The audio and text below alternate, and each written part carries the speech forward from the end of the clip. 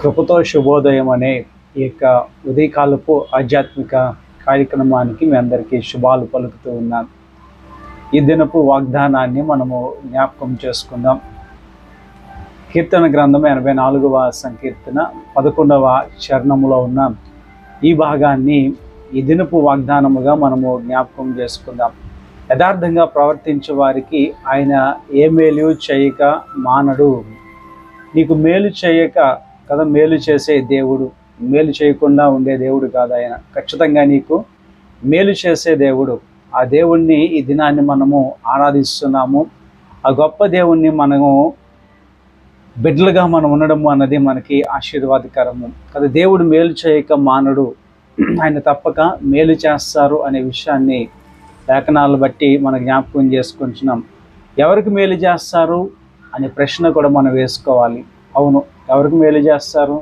యథార్థంగా ప్రవర్తించే వారికి, యథార్థంగా ఉన్న వారికి ఆయన మేలు చేస్తారు. దేవుని దృష్టిలో యథార్థంగా ఉన్నామా లేదా అనే ప్రశ్న మనం వేసుకోవాలి కదా. ఆయన దృష్టి వేరు, మనుషుల దృష్టి వేరు, నీ దృష్టి కూడా వేరు. నీకు నీవు అంటే నేను కూడా అనుకుంటా, నాకు నేనుగా అనుకుంటాను, నేను యథార్థంగా ఉన్నాను, నేను పర్ఫెక్ట్, నేను మంచిగానే జీవిస్తున్నాను అనే ఆలోచన ఎవరికి వారికి ఉంటాయి. అది కాదు, కానీ మనం దేవుని దృష్టిలో యథార్థంగా ఉన్నామా లేదా అన్నది చాలా ప్రాముఖ్యమైన విషయం అనే మాట మీకు జ్ఞాపకం చేస్తూ ఉంటున్నాం కదా. దేవుని యొక్క మాటలు మనం జ్ఞాపకం చేసుకుంటే దినవృత్తాంతములు 2వ గ్రంథములో మరొక చక్కటి మాట మనం చూస్తూ ఉంటాం. 16వ అధ్యాయము 9వ వచనము. దినవృత్తాంతములు 2వ గ్రంథము 16వ అధ్యాయము 9వ వచనంలో మనం చూస్తున్నప్పుడు, తన ఎడల యథార్థ హృదయము గల వారిని బలపరచుటకే యెహోవా కనుదృష్టి లోకమందంతటా సంచారం చేయుచున్నది. దేవుని యొక్క కనుదృష్టి నువ్వు ప్రపంచంలో ఎక్కడున్నప్పటికీ కూడా ఆయన కనుదృష్టి నీ మీద ఉంటుంది. ఆయన నిన్ను పరిశీలిస్తారు, చూస్తారు, నిన్ను గమనిస్తారు. ఎలా ఉన్నాడు నా బిడ్డ? ఆయన దృష్టిలో నువ్వు యథార్థంగా ఉంటే ఆశీర్వాదాలన్నీ నీకే ఇవ్వడానికి ఆయన ఇష్టపడుతూ ఉన్నాడు కనుక ఆ మాటను ఆయన జ్ఞాపకం చేసుకుంటున్నాడు. యథార్థత కదా. మనం అర్థం చేసుకుంటే చిన్న బిడ్డలను మనము జ్ఞాపకం చేసుకోవచ్చు. చిన్న బిడ్డలు వారి నవ్వు కానీ, వారి మాటలు కానీ, వారి ప్రేమ కానీ యథార్థంగా ఉంటుంది కదా. మనం అలా ఉంటున్నామా? ఇది నన్ను అలా లేము. అందుకనే దేవుడు అంటారు, చిన్న బిడ్డల లాంటి మనసు నువ్వు కలిగి ఉంటే పరలోక రాజ్యం నీదే. ఇది నన్ను అలాంటి యథార్థమైన జీవితము, బిడ్డలో నవ్వులో కానీ పలకరింపులో కానీ యథార్థత ఉంటుంది. వారికి పాపము తెలియదు, పాపం లేని వారిగా ఉంటారు.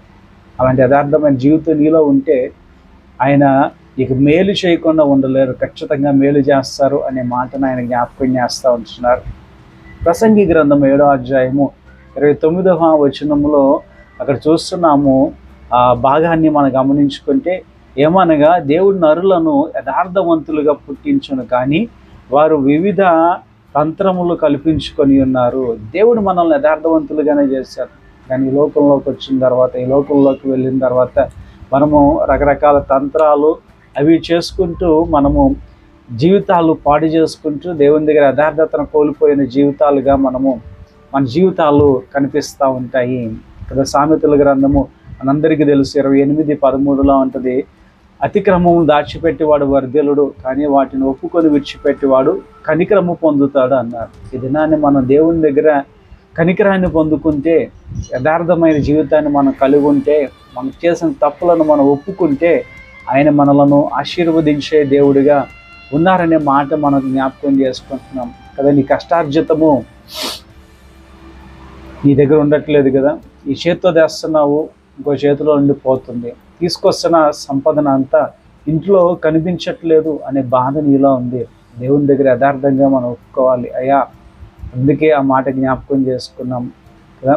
అతిక్రమంలో దాచిపెట్టేవాడు వర్ధిల్లుడు, కానీ నన్ను ఒప్పుకొని విడిచిపెట్టేవాడు కనికరము పొందుతాడు. నువ్వు కనికరము పొందాలి, అప్పుడు నీ కష్టార్జితము నువ్వు అనుభవిస్తావు, దీవించబడతావు. మోషే దేవుణ్ణి అడిగాడు. 90వ సంకీర్తన 17వ చరణంలో మనం చూస్తున్నప్పుడు, మా చేతి పనిని మాకు స్థిరపరచము, మా చేతి పనిని స్థిరపరచము. అయ్యా, మా చేతి పనిని స్థిరపరచును ఆయన అని మోషే దేవుణ్ణి అడిగినట్టుగా ఈ దినాన్ని నువ్వు కూడా వాగ్దానం చేత పట్టుకొని ప్రార్థన చేయి. ఏమని ప్రార్థన చేయాలి? ప్రభా, మేలు చేయకుండా ఉండే దేవుడు కాదట కదా, ఇది తప్పక మేలు చేస్తానన్నావు. ఇదిగో ఈ ఉదయకాల సమయంలో నా కుటుంబాన్ని జ్ఞాపకం చేసుకో. ఇదిగో నేను చేస్తున్న ప్రార్థన, అయ్యా మీరు అంగీకరించే దేవుడు కదా, అయ్యా నువ్వు మేలు చేసే దేవుడు కదా, ఇదిగో నా కుటుంబానికి మేలు చేయి. ఇదిగో నా బిడ్డల భవిష్యత్తు ఉంది, అయ్యా మా యొక్క వ్యాపారాలు లేదా నువ్వు చేస్తున్న పని పాటలు, అయ్యా మా కష్టార్జితము, అయ్యా వాడిని స్థిరపరిచేవాడు నువ్వే కదా, స్థిరపరిచిన ఆయన అని దేవుడిని అడిగి ఈ ఉదయకాల సమయంలో ఆయన ఇచ్చే మేలు నువ్వు పొందుకోవాలంటే ఆయన ఎదుట యథార్థంగా నీవు ఉండాలి కనుక ఆ యథార్థతని దేవుడి దగ్గర అడిగి ఆ గొప్ప దీవెను పొందుకుంటూ మేలు పొందుకుందాం. అట్టి శుభోదయం, అట్టి దీవెనకరమైన రోజుగా దేవుడి రోజుని నీకు ఆశీర్వదించి అనుగ్రహించును గాక. ఆమేన్. ప్రార్థన చేసుకుందాం. మహోన్నతుడా, నీ మహాకృపను బట్టి వందనాలు. ఈ ఉదయకాల సమయంలో ఈ బిడ్డలు చేసే పనులు బట్టి, వ్యాపారాలు బట్టి, ప్రయాణాలు బట్టి, చదువులు బట్టి నీ నామంలో ప్రార్థన చేస్తున్నాం.